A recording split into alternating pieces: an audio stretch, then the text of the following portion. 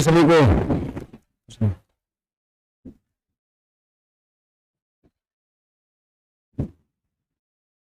क्या हाल है सभी का? बढ़िया।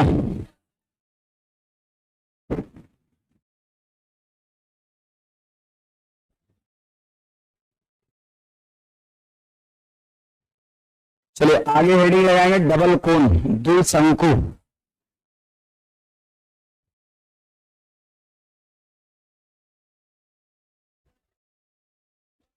क्या कोई दिक्कत है?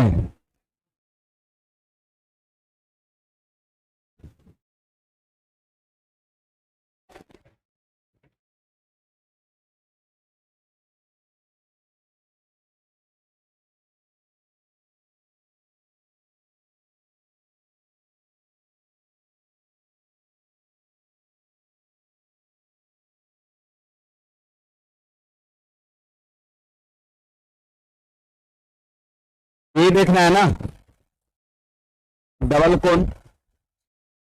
हम लोग ये समचतुष्फलक का सवाल कर लिए थे, आगे बढ़ा गए। कौन सा? टीवी ऑन करिए उधर वाला।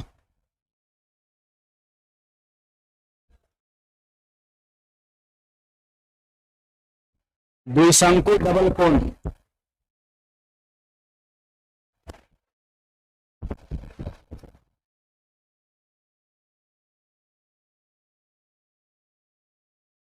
लिख लिए? देखिए, समकोण त्रिभुज को कर्ण के अनुसार घुमाने पर द्विशंकु का निर्माण होता है, इसको नोट करेंगे। कोई कहे डबल कोण द्विशंकु का निर्माण कैसे होता है, तो आप कह सकते हैं समकोण त्रिभुज को कर्ण के अनुसार घुमाने पर द्विशंकु का निर्माण होता है।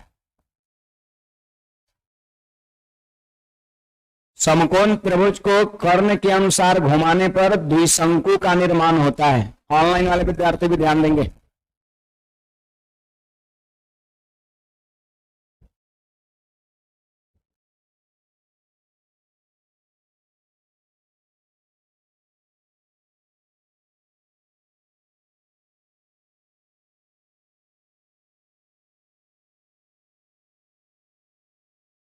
देखें, समकोण त्रिभुज को कर्ण के अनुसार घुमाने पर द्विशंकु का निर्माण होता है।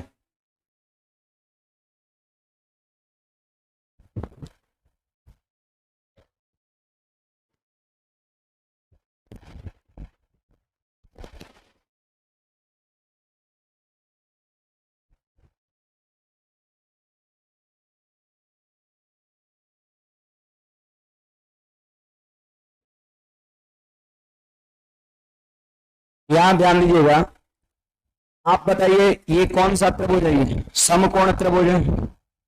ये समकोण त्रिभुज है, देख लीजिए, ये समकोण त्रिभुज है। यहां पर ये कोण क्या है? 90 डिग्री है। ये कोण 90 डिग्री है। अब क्या करना है? इसको कर्ण के अनुसार घुमाना है। इसका मतलब ये है कि कर्ण को फिक्स रखना है, कर्ण को फिक्स रखना है, और इसको एक बार ऐसे पकड़ के ऐसे घुमा देना है, ऐसे गोल गोल आपका है ना। ये फिक्स रहेगा, और ये वाले पकड़ के ऐसे गोल एक बार ऐसे घुमा देना है, या फिर इसका मुंडी पकड़ के ऐसे नचा देना है, ऐसे घूम जाएगा ये। कर्ण को फिक्स रख के जब भी हम इसको घुमाएंगे, कुछ ऐसी आकृति बनेगा जो आपके सामने यहां पर दिख रहा है। कुछ ऐसी आकृति बनेगा जो यहां पर आपको दिख रहा है ना। इस तरह की आकृति बनेगा, इस तरह की आकृति बनेगा। नहीं, देखिए, तो यही आधा हिस्सा है। अब आधा हिस्सा इधर हो गया आपका। अब देखिए, यहां पर ये समकोण त्रिभुज था, समकोण त्रिभुज था, और ये समकोण त्रिभुज का क्या है? कर्ण है। क्या है? कर्ण, कर्ण। तो यहां क्या करेंगे? समकोण वाले सिर से कर्ण पे लंब डाल देंगे। अरे आपको मैंने पढ़ाया राइट एंगल ट्रायंगल में कि समकोण वाले सिर से, जैसे समकोण त्रिभुज है, तो समकोण वाले सिर से कर्ण पे लंब डालते हैं। तो पता है इसका मान क्या होता है, P गुना B बटा H होता है। मैं आपको बता दूं P गुना B बटा H होता है। ये जो लंबाई होता है इसको हम लोग कहते हैं परपेंडिकुलर गुना बेस बटा हाइपोटेनियस। याद आ रहा है, समकोण त्रिभुज में हमने ये पढ़ाया था। वही सेम लॉजिक यहां पे लगेगा। और देख लीजिए, ये भुजा, ये भुजा और ये भुजा जब पता रहेगा तो आप R का मान निकाल सकते हैं। R का मान चाहते हैं, ये रेडियस हो गया शंकु का।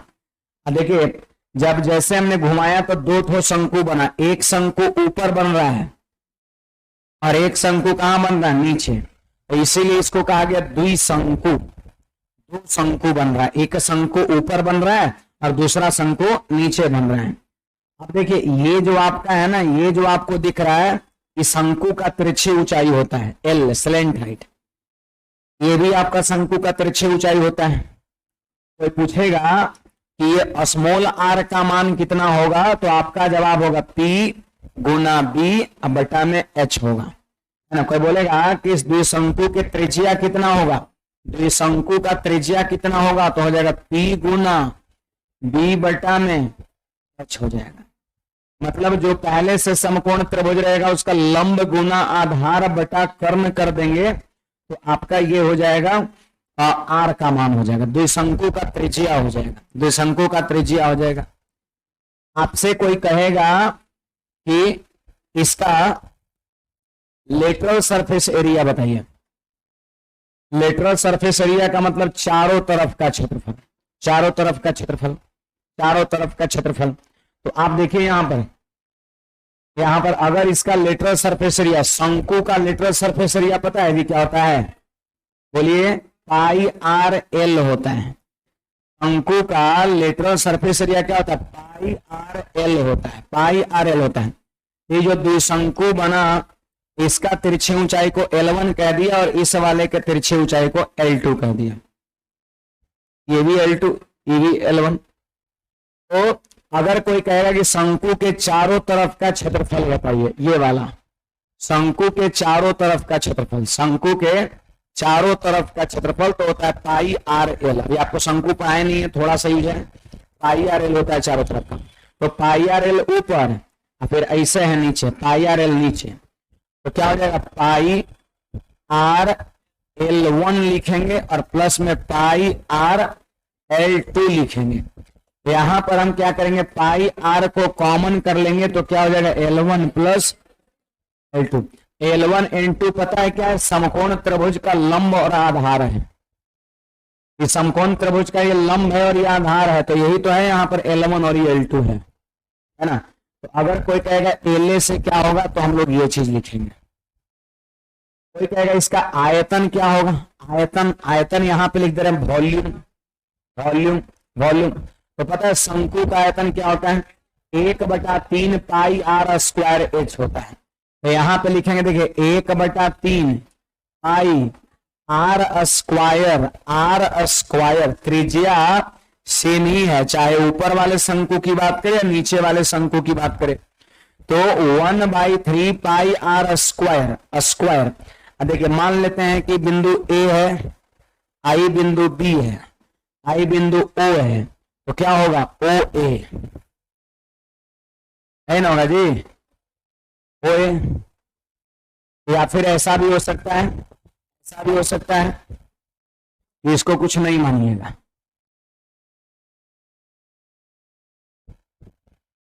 मतलब मानना नहीं है, कोई बात नहीं।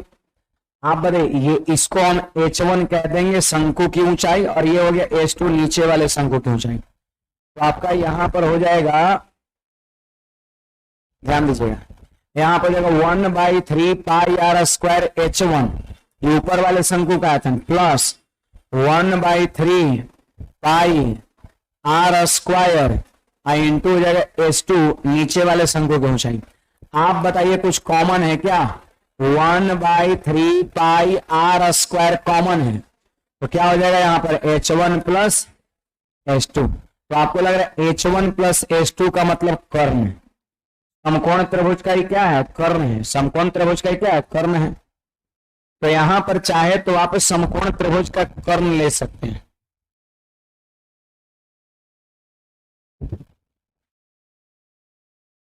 यहां पर इसका मतलब हो गया समकोण त्रिभुज का कर्ण हो गया कि नहीं हो गया। ये जो L1 L2 है उसमें क्या हो गया, ये वो समकोण त्रिभुज का आधार हो गया, ये वो समकोण त्रिभुज की ऊंचाई हो गया। नहीं, देखिए रटना नहीं है, यहां पर समझना है कैसे लिखा जा रहा है, बात समझिएगा। यहां पे रटना नहीं है, समझना है। समकोण त्रिभुज में समकोण वाले सिर से जब हम लंब डालेंगे कर्ण पर, तो इस लंब की लंबाई ही त्रिज्या होगी। और ये मैं आपको पढ़ा रहा हूं, इस लंब की लंबाई P गुना B बटा H होता है। तो त्रिज्या हो जाएगा क्या, परपेंडिकुलर गुणा बेस बटा हाइपोटेन्यूस। ये त्रिज्या हो गया, त्रिज्या निकल जाएगा इसे। फिर अगर आपसे आयतन कहेगा तो ऊपर वाले शंकु का आयतन 1/3 पाई आर स्क्वायर ऊंचाई H1 प्लस नीचे वाले शंकु का आयतन 1/3 पाई आर स्क्वायर H2।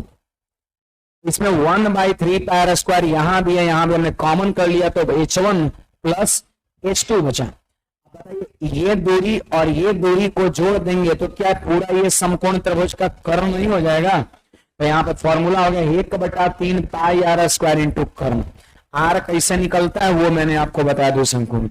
दूसरी बात एल ए से, तो एल ए से का मतलब होता है शंकु के चारों तरफ का क्षेत्रफल, जो कि होता है पाई आर एल। तो इसको हमने L1 कह दिया तिरछी ऊंचाई, और इसको L2 कह दिया। तो क्या होगा pi R L1 plus pi R L2। Pi R दोनों में हमने कॉमन कर लिया, तो क्या हो गया L1 प्लस L2। आप ध्यान दीजिएगा कि L1 और L2 क्या है, तो इस समकोण त्रिभुज का एगो लंब है तो एगो आधार है। तो आप यहाँ पे लंब आधार या आधार लंब कह सकते हैं। एक मिनट, एच लिख दिए क्या, यहां पर क्या होगा P फॉर परपेंडिकुलर में होगा। चलो जल्दी से नोट करिए इतनी बात को। कोई पूछेगा इसका सर टोटल सरफेस एरिया नहीं लिखे, तो टोटल सरफेस और जो वही होगा जो एल से होगा, इसका जो लेटरल सरफेस एरिया होगा। टोटल सरफेस और लेटरल सरफेस दोनों सेम ही होगा।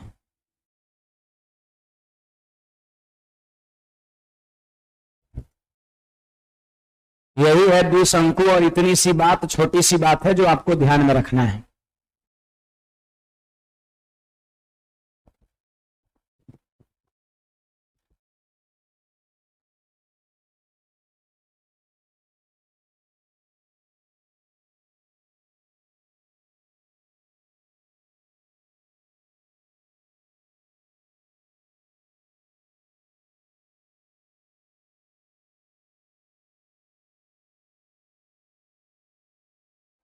क्या कुछ पूछना है किसी को कहीं पर, बोलिएगा। किसी को कोई समझने में कहीं पर दिक्कत, बोलिएगा। इसमें मेन चीज है आर निकालना, और आर निकालना रहेगा तो P गुना B बटा H कर देंगे, शंकु का त्रिज्या निकल जाएगा। और शंकु का आयतन का फॉर्मूला पता होना चाहिए 1/3 पाई आर स्क्वायर H। तो एक बार H1 एक बार H2 कॉमन लेंगे तो 1/3 pi R square H1 plus H2, जिसको आप समकोण त्रिभुज का कर्ण कह सकते हैं। एल से की बात करें तो pi R L1 plus pi R L2, pi R को कॉमन कर लेंगे L1 प्लस L2 हो जाएगा, L1 प्लस L2 हो जाएगा।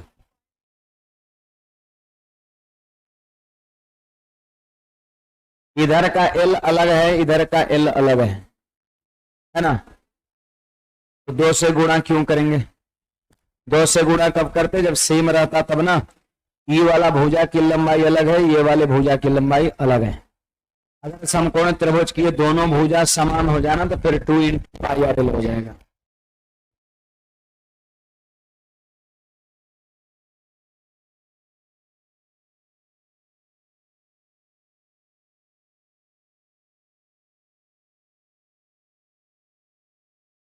तो 3 तो फॉर्मूला बताए हैं, त्रिज्या का, एल से का और वॉल्यूम का। एल से और टी से दोनों सेम होता है, टी से भी कहेंगे तो कोई दिक्कत नहीं है।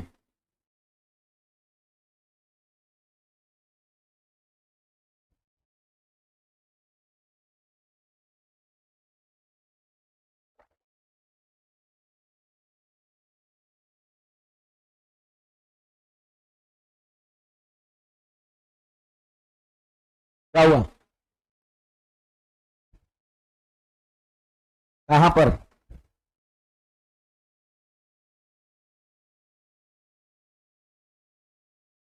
समकोण त्रिभुज है,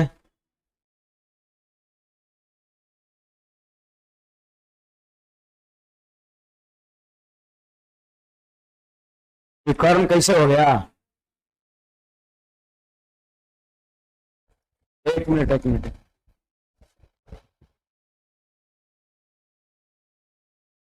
आप बोलिए थोड़ा तेज, यहां से कर्ण लिखे हैं H1, अच्छा यहां पर, हाँ हाँ, हमारा मन, ये इसमें क्या हो गया H1, आई क्या H2, तो H1 प्लस H2 को कर्ण कैसे कहेंगे, है ना? ई डिस्टेंस हो गया क्या, ये वाले ऊपर वाले शंकु की ऊंचाई H1 हो गया, और ये क्या है, नीचे वाले शंकु की ऊंचाई है, नीचे भी तो एक शंकु है ना, तो ये हो गया H1 और ये हो गया H2, पूरा यहां से यहां तक जोड़ दिए, यही वाला डिस्टेंस तो ये था, हो गया, समझ गए आप? चलिए ठीक है, तो अब लगा, आप लगने मत दीजिए, छोड़िए, आगे बढ़े, कुछ और पूछना है किसी को? अच्छा वहां से चल के आए थे अच्छी बात है, जिसको डाउट होगा अगर बाहर में तो आगे थोड़ा आ जाइए, कोई दिक्कत नहीं, थोड़ा सा वॉकिंग जरूरी है ना, काल मिलेंगे उसी बहाने। देखिए ये बुक का ही सवाल है, ये बहुत सवाल प्रीवियस ईयर में नहीं पूछा गया, बुक का ही 2 सवाल है, और ये छोटी सी बात आपका कहता है समकोण त्रिभुज की भुजाएं 15, 20, 25 है, कहता है यदि त्रिभुज को इसको कर्ण से घुमाया जाए तो बनने वाली आकृति का आयतन है, तो कर्ण से घुमाया जाए, जैसा ही बोला कर्ण से घुमाया जाए हम समझ गए द्विशंकु बनेगा, क्योंकि मैं लिखा चुका हूं समकोण त्रिभुज को जब कर्ण से घुमाते हैं तो द्विशंकु बनता है। क्वेश्चन कह रहा है द्विशंकु का आयतन कितना होगा, आप हमें बताएं। तो देखिए सबसे पहले तो रेडियस निकालेंगे जी, निकालेंगे ना, रेडियस क्या होता है बोलिए, P गुना B बटा में H होता है, P गुना B बटा H होता है। तो यहां पर देख लीजिए 300 हो गया, हुआ कि नहीं 300, 25 से भाग दीजिए तो 12 भाग लगेगा, स्मॉल r का मान निकल गया।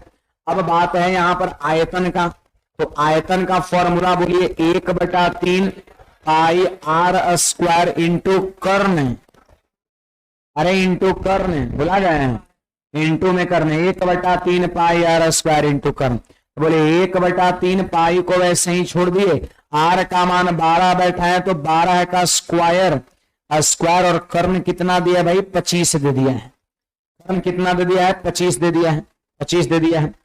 अब बोलिए 12 का स्क्वायर 144, 12 का स्क्वायर 144, तो 3 से काटिए 144 को, 48 बार में है, और 48 गुना 25 करिए तो 1200 पाई क्या सेंटीमीटर क्यूब, और ये हमारा आंसर हो गया ऑप्शन नंबर बी। जब फोटो समझ गए तो फोटो जितना देर में बनाइएगा उतना देर में आंसर हो जाएगा, है ना। ये मैंने आपको द्विशंकु का आयतन बताया 1/3 पाई r स्क्वायर इंटू कर्ण, और r कैसे निकलता है याद है ना, P गुना B बटा H करके, तो r निकाल दिया और बैठा दिया। इसमें देखिए ये लंब है और ये आधार है, अब बड़का को क्या बोलते हैं, कर्ण बोलते हैं, हाइपोटेनियस बोलते हैं।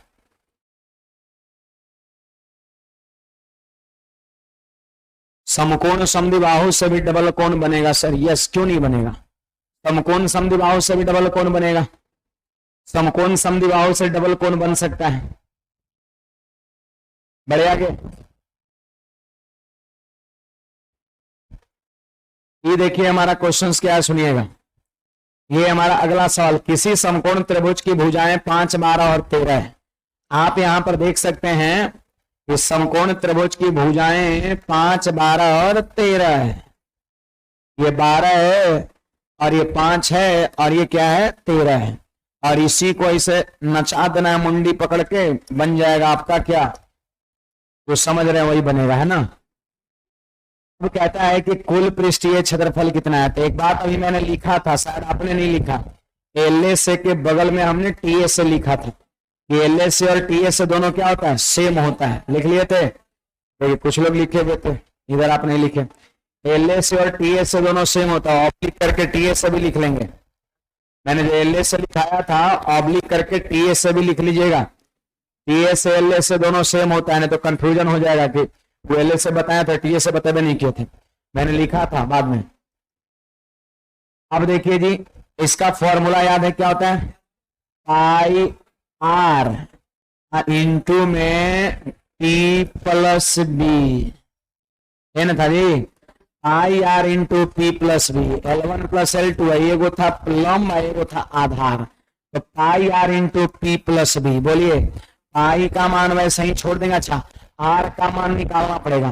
तो आर का मान याद है क्या होगा, 5 गुना 12 बटा में 13, यही आर का मान होगा। जब भी द्विशंकु का त्रिज्या निकालना हो P गुना B बटा H करते हैं, तो हमने 5 गुना 12 बटा 13 कर लिया। तो बोलिए कितना आया भाई, 60 बटा 13 आया, आया ना जी। हाँ, P प्लस बी यानी लंब प्लस आधार, तो लंब आधार कितना है, 5 प्लस 12 है। देखिए यहां पर हो गया पाई 60 बटा 13 और गुना में हो गया 17।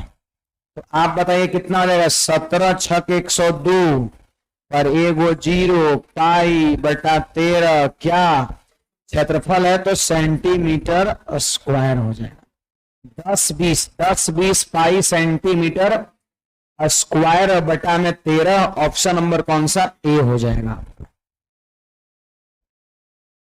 आसान तो है, बस यही दो चीजें बनता, और क्या बनेगा, TSA बनिए गया, LSA बनिए गया, वॉल्यूम बनिए गया, रेडियस निकल ही गया, और कुछ नहीं है। तो आसान है ये, आसान। देखिए जानकारी है तो आसान है, जानकारी नहीं है तो ये बहुत टफ है, मत नहीं काम करता है, कैसे क्या निकलेगा। जानकारी है तो आसान है, इसलिए थोड़ा इसको रिवीजन किया करिए बार बार, हर चीज ज्यादा दिन तक आपके पास रहे, इस बात का ख्याल रखना है। भूलने का आदत सब में होता है, वो आप पे डिपेंड करता है कितना मेहनत कर रहे हैं और कितने दिन तक आप अपने पास इस चीज को रख रहे हैं। आगे अगला हेडिंग लगाइए, घनाभ। घनाभ देखिए एक और था आपका, उसमें शायद फ्रस्टर नहीं लिखा था, मैंने आपको स्टैंडर्ड वॉल्यूम में 4 टॉपिक लिखाया था ना, आप देख लीजिएगा, प्रिज्म, पिरामिड, टेट्राहेड्रन और डबल कोन, 4 को लिखा था, चारों कंप्लीट हो गया। स्टैंडर्ड वॉल्यूम के अंदर 4 टॉपिक, चारों कंप्लीट। अब हम चलेंगे वॉल्यूम की ओर, तो यहाँ पर पहले घनाभ से भी ऊपर में हेडिंग लगा लेंगे वॉल्यूम। वॉल्यूम आयतन, तो स्टैंडर्ड वॉल्यूम, कुछ स्टैंडर्ड आकृति था, ये नॉर्मल आकृति है जो बहुत पहले से पढ़ते आ रहे हैं। तो वॉल्यूम, और वॉल्यूम में सबसे पहला टॉपिक हमारा है घनाभ। घनाभ, घनाभ, घनाभ, इसको हम लोग कहते हैं cuboid, CUBOID, cuboid, cuboid, cuboid. देखिए वर्टिसेस समझ रहे हैं, वर्टिसेस का मतलब क्या होता है, शीर्ष होता है। अरे वर्टिसेस का मतलब क्या होता है, शीर्ष, शीर्ष, शीर्ष, या फिर इसको चाहे तो आप कॉर्नर भी कह सकते हैं, इसको आप कॉर्नर भी कह सकते हैं, कॉर्नर भी कह सकते हैं। एज की अगर हम बात करें तो एज का मतलब होता है किनारा, एज का मतलब होता है किनारा, और सरफेस का मतलब होता है सतह होता है। तो आपको जानकारी होनी चाहिए कि किसी भी घनाभ में किनारा, वर्टिसेस, शीर्ष कैगो होता है, 8 गो होता है, या कोना कैगो होता है, 8 गो। अगर हम एजेज की बात करें, किनारा की बात करें, तो किनारा 12 गो होता है, और सरफेस सतह कैगो होता है, 6 गो होता है। ये चीज भी आप सभी को ध्यान में रखना होगा, ये चीज भी ध्यान रखना होगा। देखिए यहाँ पर ये जो आपको दिख रहा है ना, ये सॉलिड फिगर, ये क्या है, क्यूबॉइड है, ये घनाभ है, घनाभ है। बताइए इसमें घनाभ में कोना कैगो है, 8 गो होगा कॉर्नर, देख लीजिए, 1 गो, 2 गो, 3 गो, 4 गो, 4 गो आगे से दिखा तो 4 गो पीछू से तो होगा, 8 गो हो गया।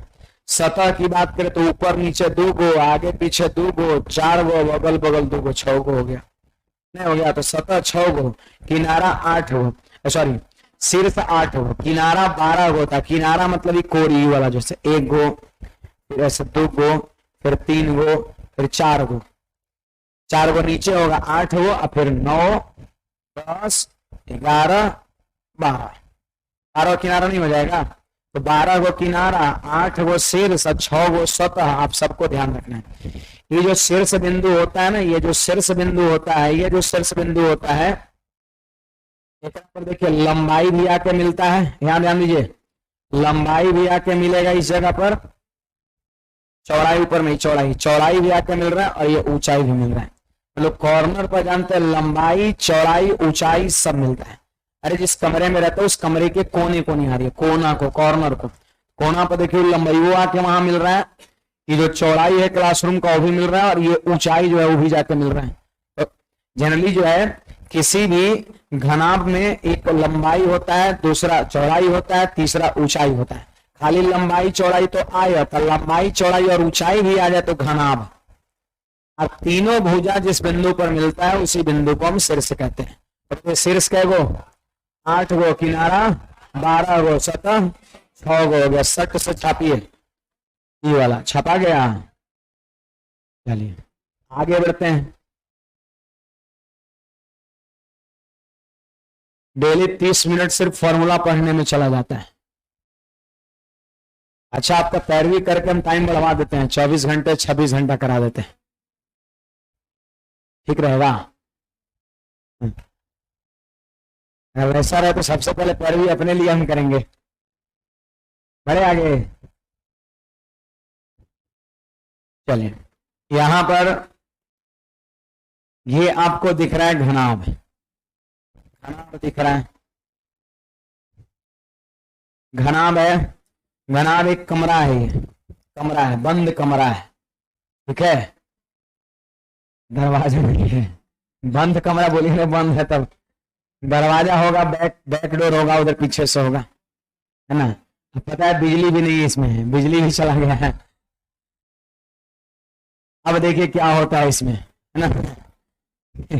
ये लंबाई है, दिख रहा है ना, ये जो आपका है ना, ये जो दिख रहा है ना, ये लंबाई है, ये चौड़ाई है। थोड़ा इमेजिन करिए, 3D फिगर को इमेजिन करिए, अंदर की ओर ऐसे होगा। तो ये चौड़ाई है, और ये जो है वो क्या है, ऊंचाई को बता रहा है। ये भी ऊंचाई को बताएगा, ये भी ऊंचाई को बताएगा, ये भी ऊंचाई को बताएगा, है कि नहीं बात? तो कहने का मतलब ये लंबाई है, ये चौड़ाई है, और ये ऊंचाई है। अब बताइए आपको क्या लग रहा है, इसका जो बेस होगा वो आयत होगा कि नहीं होगा?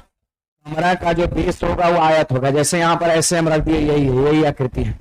तो बताइए इसका जो बेस है वो आयत है कि नहीं? देखिए लंबाई है, चौड़ाई है, इसको ऐसे कोना कोनी मिला देंगे तो क्या हो जाएगा, आयत का विकर्ण हो जाएगा। खाली ई मिला रहे हैं तो आयत का विकर्ण हो जाएगा। इसको मिला देंगे आयत का विकर्ण। अब आयत का विकर्ण क्या पढ़ा है, रूट अंडर लंबाई स्क्वायर प्लस चौड़ाई स्क्वायर।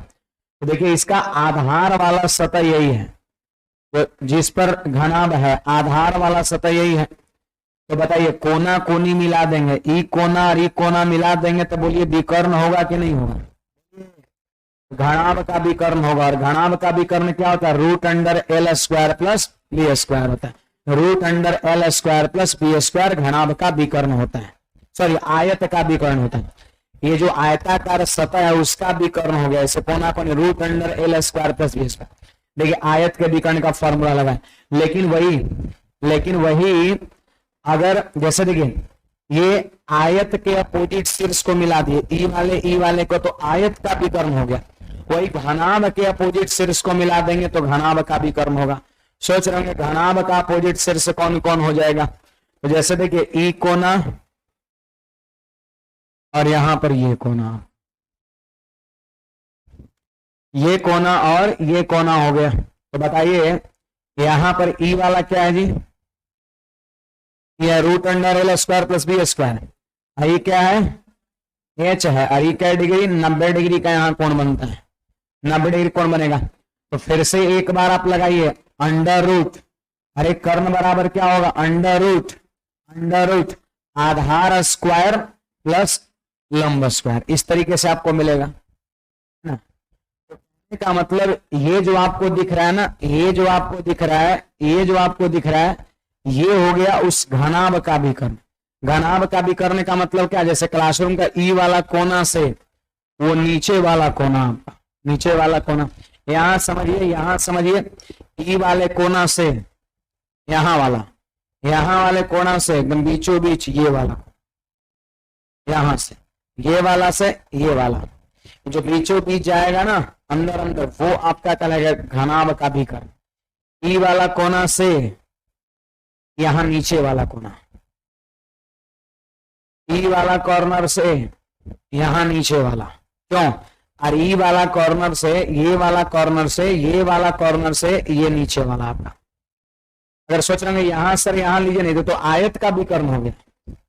घनाभ का एकदम बीचों बीच जाएगा, है ना, वहां वाला कोना से ये नीचे वाला कोना एकदम बीचों बीच से आएगा, बीचों बीच। इधर आदमी का माथा में टकरा जाएगा, उधर आता है ना। अगर बांस को ऐसे रखा जाए डायगोनली, तो डायगोनली मतलब ई कॉर्नर से ई कॉर्नर पर आपका आएगा, है ना। तो उधर तो बांस हाइट पे रहेगा, लेकिन धीरे धीरे स्लोप बनते बनते आएगा और यहाँ पर कोना पे जाएगा। तो कहने का मतलब घनाभ का विकर्ण आप समझ रहे हैं।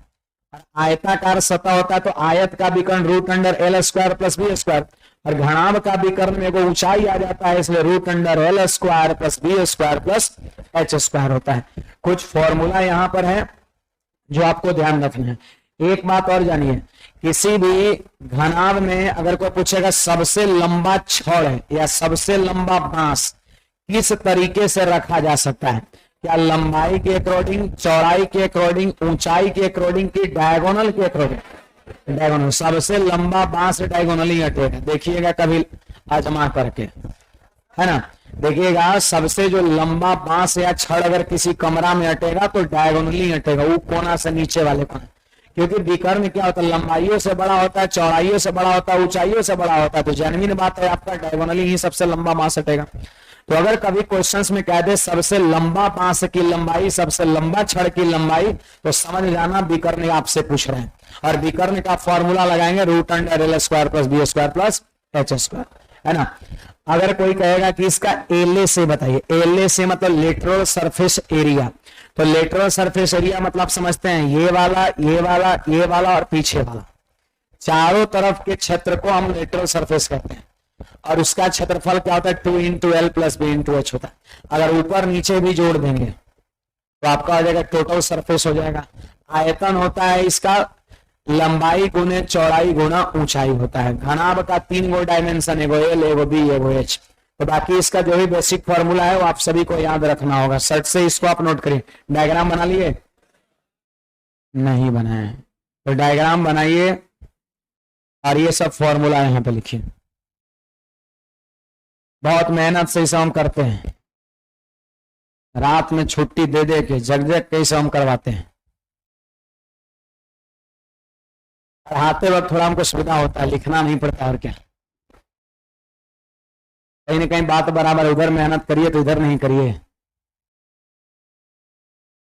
आप लोगों को कोई दिक्कत नहीं होना चाहिए।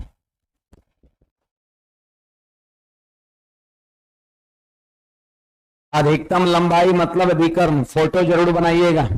अधिकतम लंबाई ऑब्लिक देके विकर्ण, अंग्रेजी में विकर्ण को डायगोनल कहते हैं। होता क्या है, root under L square plus B square plus H square. चारों दीवार या फिर ऑब्लिक पार्श्व सतह का क्षेत्रफल, पूछेगा चारों दीवार का क्षेत्रफल या कहेगा पार्श्व सतह का क्षेत्रफल, या फिर एल से अंग्रेजी में कह सकते 2 into L plus B into H.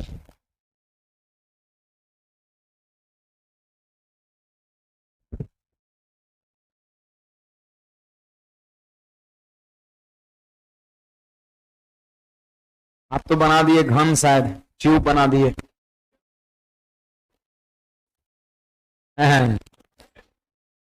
इसको क्यूब बना दिए। थोड़ा लंबा लेना एक तरफ से, तब घनाभ होगा। घनाभ का सतह आयताकार होता है, आयत के जैसा होता है। और क्यूब जो होता है घन, उसका सतह स्क्वायर के जैसा होता है। सब तरफ से बराबर बराबर लगेगा। तो सब तरफ से बराबर और नहीं बनाता, नहीं लंबा बनाना है एक तरफ से।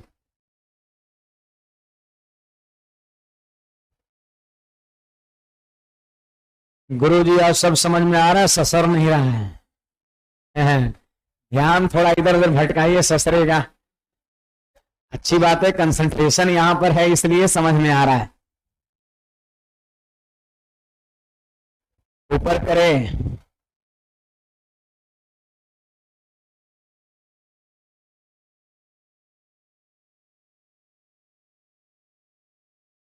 ये लिख लिए अधिकतम लंबाई diagonal root under L square plus B square plus H square, चारों दीवार या पार्श्व सतह का क्षेत्रफल जिसको एल से कहेंगे 2 into L plus B into H, संपूर्ण सतह का क्षेत्रफल जिसको टी से कहेंगे total surface area 2 into L B plus B H plus H L, 2 into L B plus B H plus H L.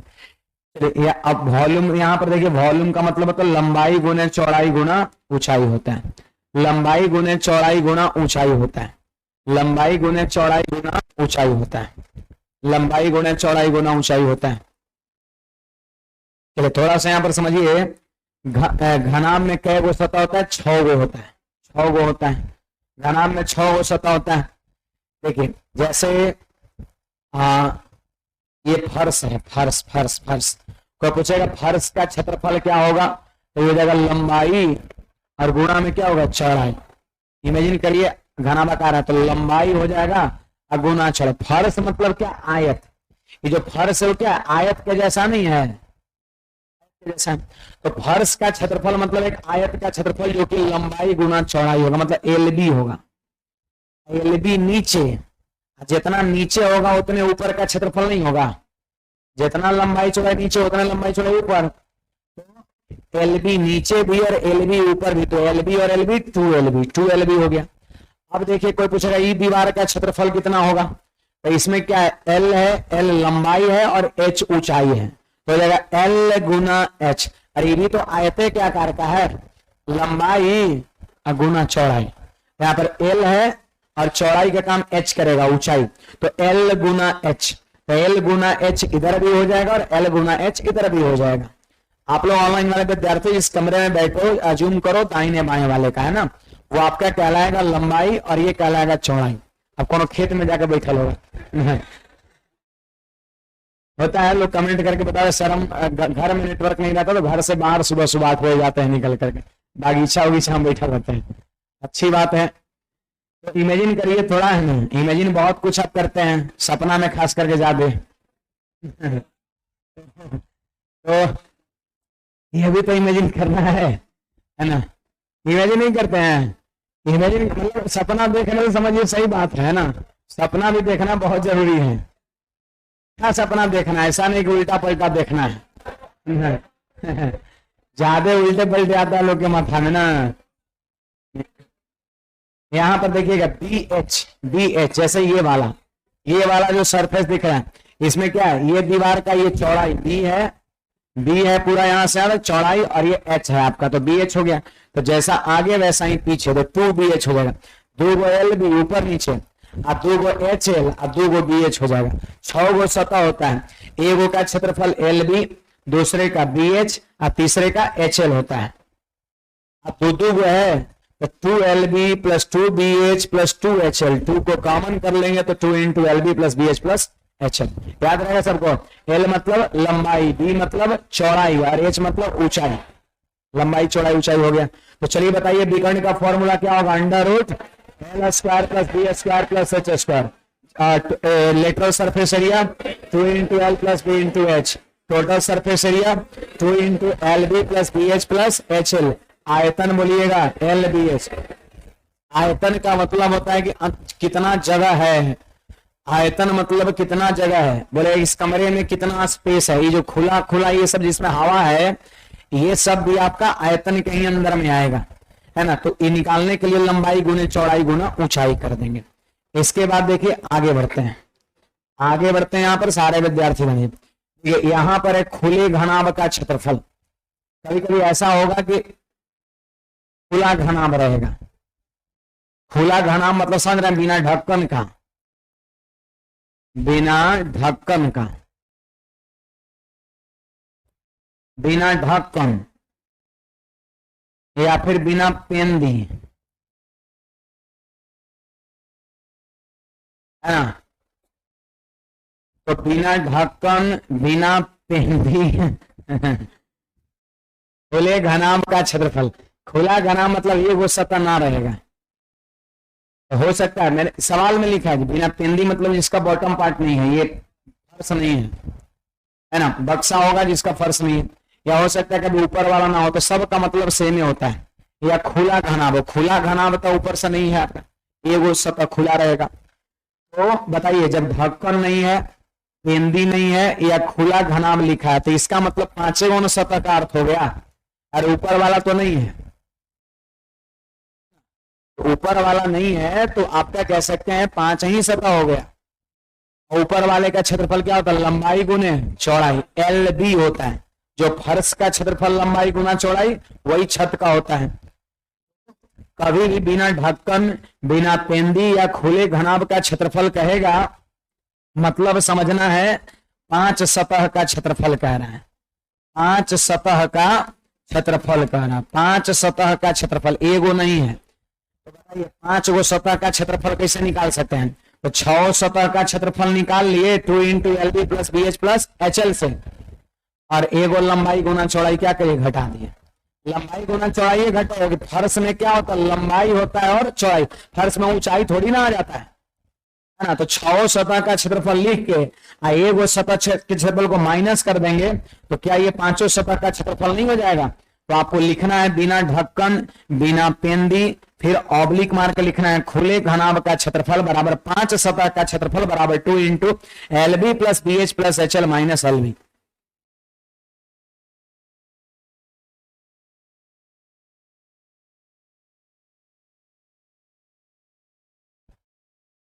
क्या कोई दिक्कत है?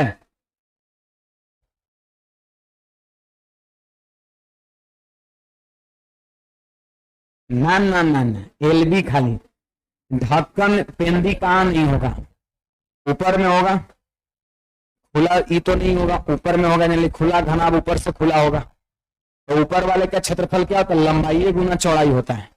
क्या है, लंबाई है कमरा का, अरे क्या है यहां से आता चौड़ाई है, LB ही हमेशा घटता है, लंबाई गुने चौड़ाई ही हमेशा घटता है।